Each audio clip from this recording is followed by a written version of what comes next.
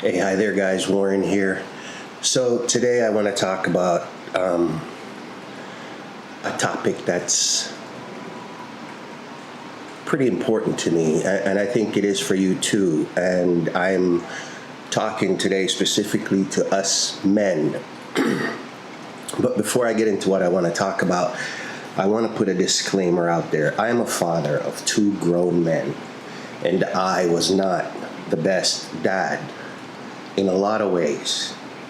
I wasn't a lot of things, but what I'm about to talk to you about is not one of them. And my two sons could not tell this story honestly about me because, again, it's not who I am. And this is not to be preachy, but it bugs me. Anyway, my wife's traveling for work, and she texted me the other day, and she said, I just heard the darnest thing. I'm in line. I can't remember if she was in line to board or getting something to eat.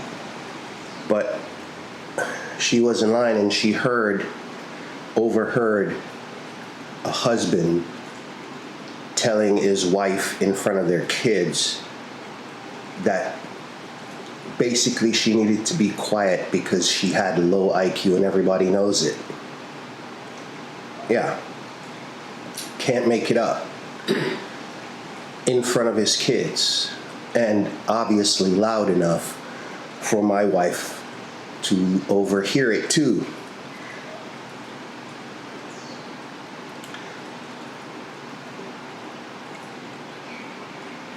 The thing is, disrespect in front of children is not just disrespect, it's modeling. Okay? And again, I'm not here to preach to you. I don't have a degree in child psychology and raising children. As I started out, I'm a good man in many ways, but I was a poor father in a lot of ways. But children don't learn from lectures, they learn from tone. Yeah. Public humiliation in front of kids teaches dominance, shame, power through belittling, especially if they're boys present, which I don't remember asking her if there was a son present, but that would be significant, but it doesn't diminish the behavior if it's in front of daughters, because they're probably asking, is this who I want for a boyfriend or a husband when I get to that age? And I'm sure in their heads it's, no, I don't want that for a boyfriend or a husband. And then you might think that's leadership too, but it's just insecurity. I mean, why? This is the woman who you had children with.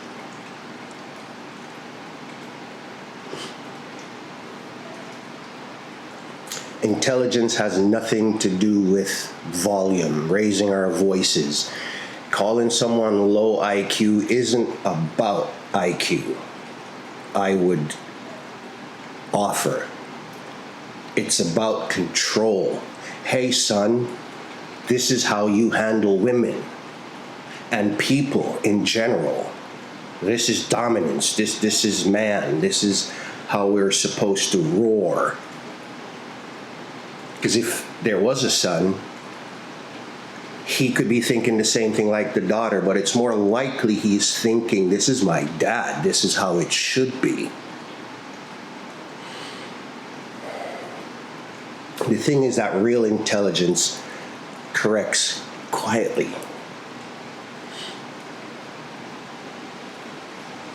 Listens publicly.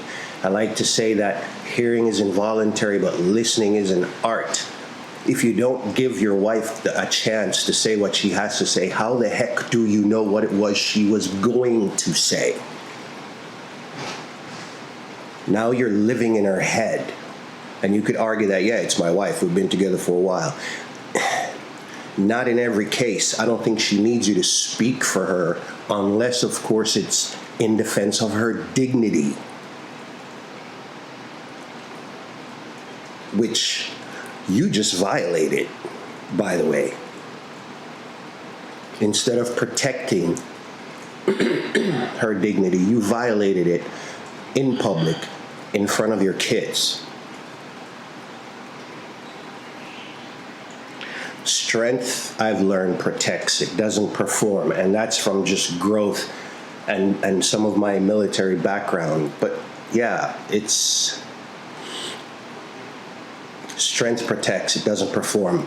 I often used to ask my soldiers and cadets, do you know why the lion doesn't roar in the jungle, or often doesn't roar in the jungle? It doesn't have to.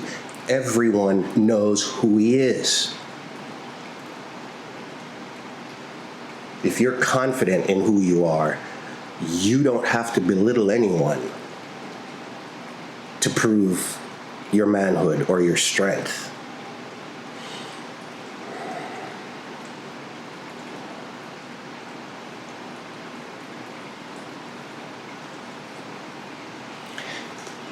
And I think the saddest part is that your kids will remember the tone long after they remember what you said. Because that's what, right? Impact over intent.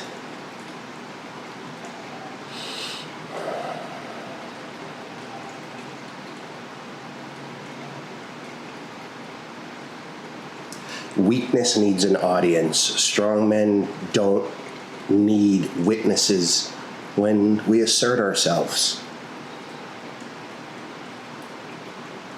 And far too much of it is going around.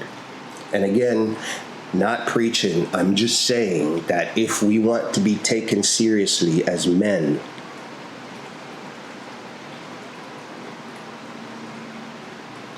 we have to start acting like it.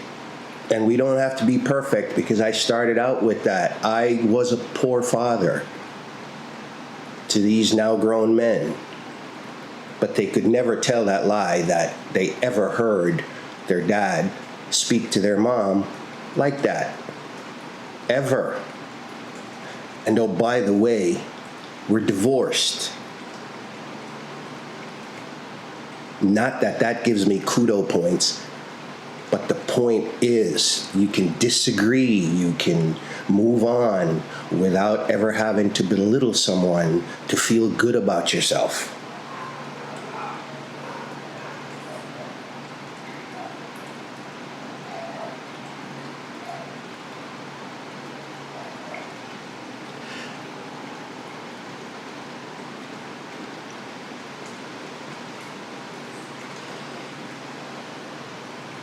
Look, respect isn't optional when love is present. And if it's not there, this is especially for the women. If it's not there, don't pretend it is. Don't pretend it is. We all deserve better. Anyway, that's all I wanted to rant about. If you stayed with me through my entire rant, I appreciate it. I appreciate it. And I would love to hear your comments. Again, didn't mean to sound preachy if it came across like that, but we got to do better, gents. We got to do better. So until our next conversation, you be good out there. Take care of yourselves and each other, and we'll talk again soon. I'll see you.